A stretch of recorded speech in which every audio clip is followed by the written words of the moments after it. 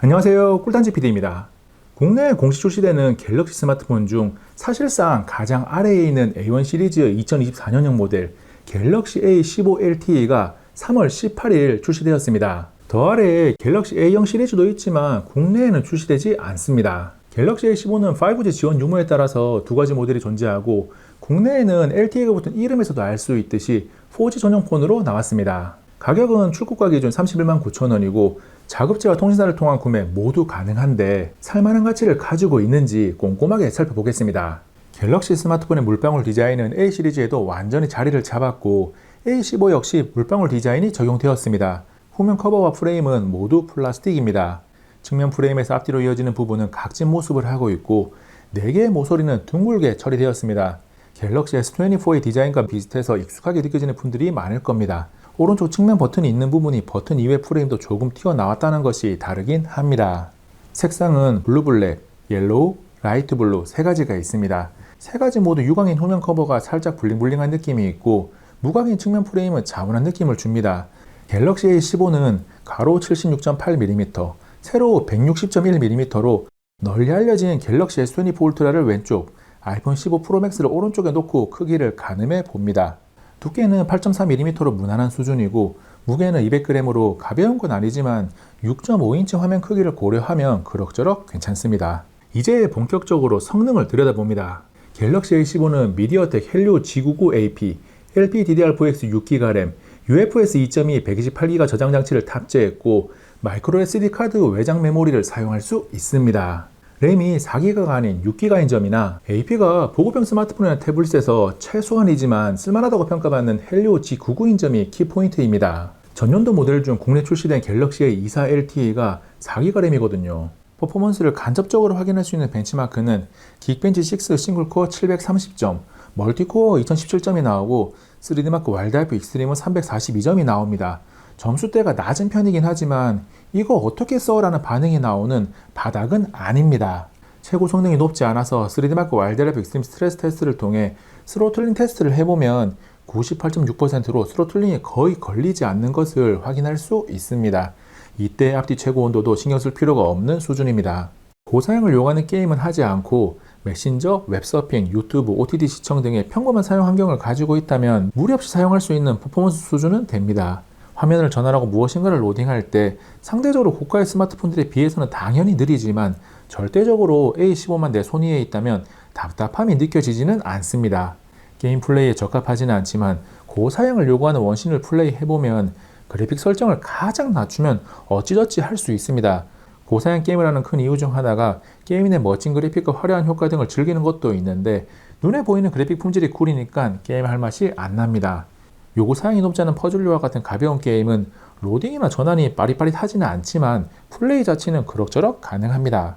갤럭시 A15의 디스플레이는 OLED인 19.5:9 화면비, 6.5인치 슈퍼 아몰레드로 1080x2340 해상도, 90Hz 주사율, 최대 800니트 밝기를 지원합니다. 슈퍼 아몰레드가 삼성이 사용하는 디스플레이 종류 중에서 상대적으로 낮은 등급이긴 하지만 그래도 OLED이기 때문에 불편함 없이 사용할 수 있는 화질은 갖췄습니다. 물론 HDR을 지원하지 않고 어두운 환경에서 흰색 계열의 밝은 색상을 볼 때 무지갯빛이 일렁이는 종특이 있어서 최상급 화질의 눈높이가 맞춰져 있다면 아쉽습니다. 30만원 내외 가격대의 스마트폰이니까 이해할 수 있는 부분인 거죠. 스마트폰의 가격이 내려가면 디스플레이 베젤이 두꺼운데 갤럭시 A15도 상당히 두꺼운 편입니다. 하단 베젤은 상단과 좌우보다 표신하게 조금 더 두껍습니다. 사용감에 불편함을 주는 부분은 아닌데 디자인적인 멋이 떨어집니다. 오디오는 모노 스피커와 3.5mm 포트가 있는 특징을 가지고 있습니다. 스테레오가 아닌 모노이기 때문이기도 하고 기본적인 음질이 많이 거친 편이라서 가격대를 고려하더라도 스피커는 별로입니다. 비슷한 가격대의 다른 스마트폰들이 통화 리시버를 사용하는 방식으로 스테레오를 지원하곤 하니까 A15의 모노 선택은 더욱 아쉽습니다. 성능 차이가 크지 않은 갤럭시의 2호가 스테레오를 지원하는 것을 떠올려 보면 급 차이를 위한 선택이었을 거라고 판단합니다. 그나마 3.5mm 오디오 포트가 있어서 무선 이어폰뿐만 아니라 유선 이어폰을 자유롭게 사용할 수 있다는 것은 긍정적입니다. 다음은 카메라입니다. 보급형 라인업에서 카메라는 가장 기대를 하지 않는 부분이고 갤럭시 A15 역시 촬영을 해서 기록을 할 수 있구나 정도의 성능을 가지고 있습니다. 물리적으로 후면 카메라가 5천만화소 광각, 500만화소 초광각, 200만화소 접사 트리플 구성이고 정면 카메라는 1400만화소입니다. 광각 촬영 사진들을 보면 작은 화면으로 보고 있다면 조금 괜찮아 보일지도 모르겠는데 전체적으로 뭉개짐 현상이 나타나면서 선명하지 못합니다. 주변 조도가 낮은 환경이 아닐 때도 사진 표면의 노이즈가 다소 나타납니다. 그리고 후면 카메라의 메인 광각 렌즈가 OIS를 지원하지 않습니다. 갤럭시 A 시리즈에서 A2 시리즈까지는 OIS를 지원하는데 그 아래로는 지원하지 않아요. 그래서 야간 모드를 사용하면 아무리 어두워도 흔들림을 잡는 문제 때문에 촬영 시간이 최대 2초입니다. 정리하면 갤럭시 A15의 카메라는 기대치가 낮은 분들도 이거 왜 이래? 라는 반응을 할 수 있는 수준이기 때문에 카메라에 대한 욕심은 완전히 버리고 사용해야 하는 스마트폰입니다. 갤럭시 A1 시리즈가 카메라까지 좋기를 바라는 것은 무리죠. 갤럭시 A15는 가속도, 지자기, 조도 센서를 탑재하고 가상 근접 센싱을 사용합니다. 그리고 가속도와 지자기 센서를 이용해서 방향을 계산하는 회전 벡터를 지원합니다.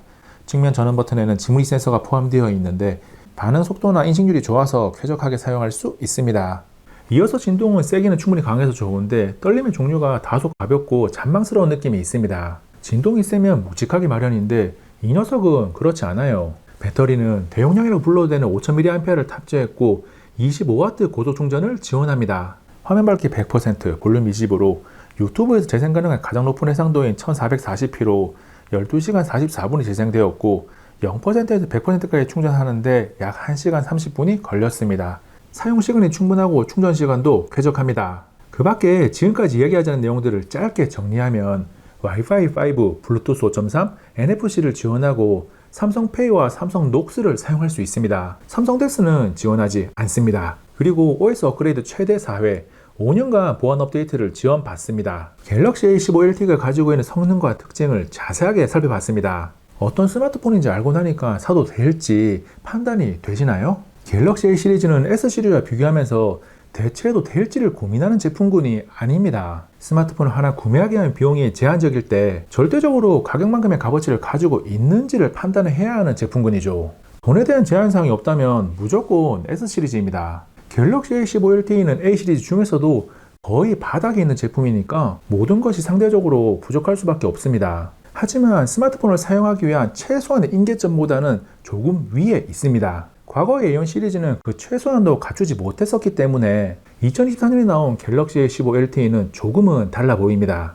그래서 삼성에서 제공하는 각종 서비스와 AS까지 고려할 때 31만 9천원이라는 값어치는 가지고 있다고 판단합니다. 출시 초기 프로모션이나 쇼핑몰 할인 등을 잘 이용하면 조금 더 싸게 살 수도 있을 겁니다.